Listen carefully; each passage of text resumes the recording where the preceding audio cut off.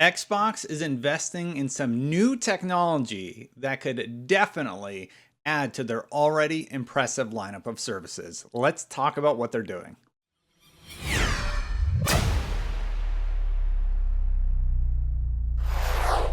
Okay, so long story short, Xbox has brought on Kim Swift, the developer behind the game Halo. Before that, she made a game called Narbacular Drop. Just let me nerd out for a second. So she made Narbacular Drop, and then she got hired by Valve, and then she worked on Portal and made Portal. The mechanic of adding two portals in Narbacular Drop was, first seen there, and you like move around a turtle or something. I don't remember, but I played it back in game design school days. Really cool. I think you can still find it online. But anyway, the point is, Kim Swift was working over at Google, and here's the quote from the article. Kim is going to build a team focused on new experiences in the cloud, something that's going to support our mission of bringing our Xbox games to connect 3 billion gamers to play our games. Xbox Game Studios publishing head Peter Wise told Polygon, adding that Microsoft's goal was to create cloud-native games.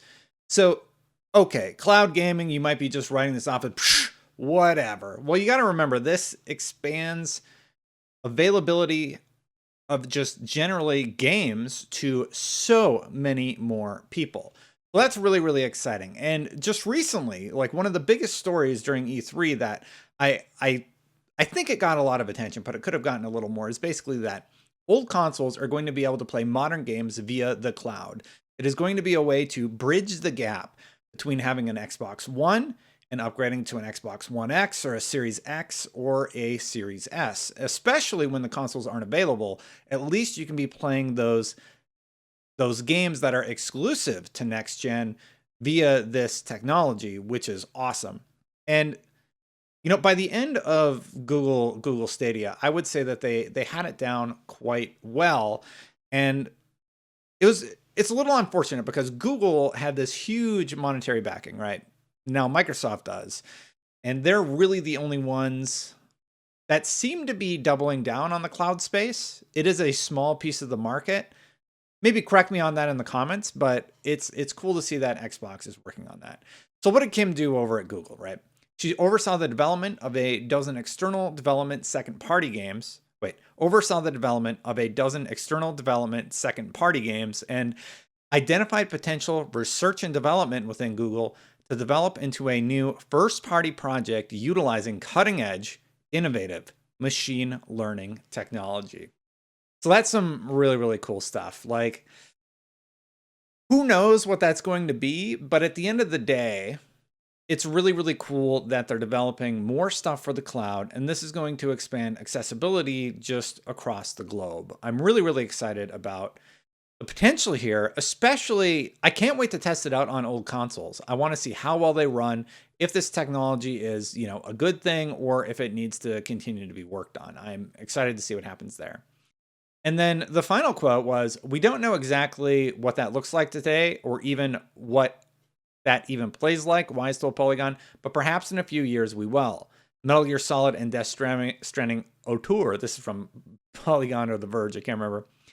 Hideo Kojima recently said he would like to create a game explicitly for streaming, and VentureBeat's Jeff Grubb said Microsoft is in talks to make a deal there. So that whole rumored Kojima thing, is that a cloud-based game? That would be really, really cool. And somebody like Kojima is going to create something unique and interesting where I think the cloud gaming aspect would actually add an additional hook or level of interest for people who, potentially aren't that into it or are skeptical of cloud gaming. Hey, thank you so much for watching. I'm a little bit rusty on these, but I wanted to make sure I got a video out today. So basically, to recap, Kim Swift, the person who helped create Portal and games like Portal, is now working over at Xbox to enhance their cloud gaming division. Cloud gaming is one of those things. Cloud gaming is one of the pieces of technology that has me really excited, especially with retro consoles, retro like Xbox One, Xbox One S, Xbox One X, not being able to run all of these games at their best quality. So if they're able to improve from basically where Cyberpunk was and go from there, I think it's going to be incredibly interesting to see what we're playing in a few years. I, I'm not really sure what to think about her identified potential research and development with Google to develop into a new first party project utilizing cutting edge, innovative machine learning technology. So, does that mean like the game is going to learn how to combat you better? The first thing that jumps into my mind when I hear something like that is definitely enemy AI. So, if it's machine learning, you could do level design like we've seen randomly generated levels. But I would really like to see enemy intelligence potentially use this machine learning thing. But then you run into the game design challenge of saying, okay, are the enemies too smart? Because honestly, you kind of want the enemies to be stupid to play into the power fantasy for players. They can be smart to a degree, but they need to have flaws. As weird as that sounds, they need to have flaws or ways that you can, assassinate them or take them out or whatever that makes you feel powerful as a player.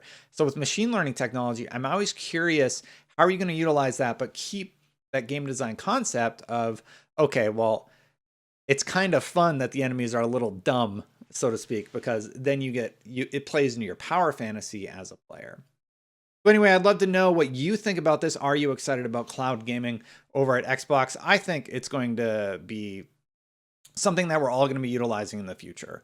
And with the cloud development tools that are going to be made available to developers, like that's an additional layer of how they're doing it on the other side. So developers now have access to more technology and more powerful things that they can utilize via the cloud and make games. Time's going to tell how this plays out. All right, thank you so much for watching. Just a reminder, you can click this link right here because all month long, I'm trying to raise money for St. Jude Children's Hospital. We're doing great. Let's see where we're at with it. We are at, I actually can't see it, sorry. $2,525. Thank you so much to everybody who has donated this far. We're really, really close to our goal. The goal is $5,000. We have 10 days left to hit it, but if we don't, the original goal was 1,000. So I set it to 5. Hopefully we can get there. I still have to donate before the end of the month.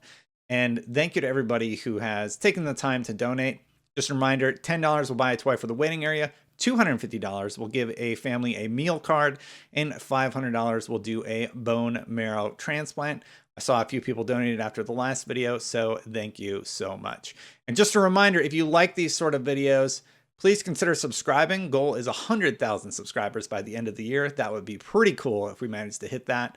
And if you want to become a member, YouTube offers memberships to YouTubers like me. And thank you so much to everybody who has supported there. If you'd like to become a member, just click that join button and you can see sort of what it entails. Largely, I try and every once in a while upload a video without ads. I think that's reasonable. And yeah, so like when Paul versus Destin happens, that's something that goes up immediately for people that back at that level.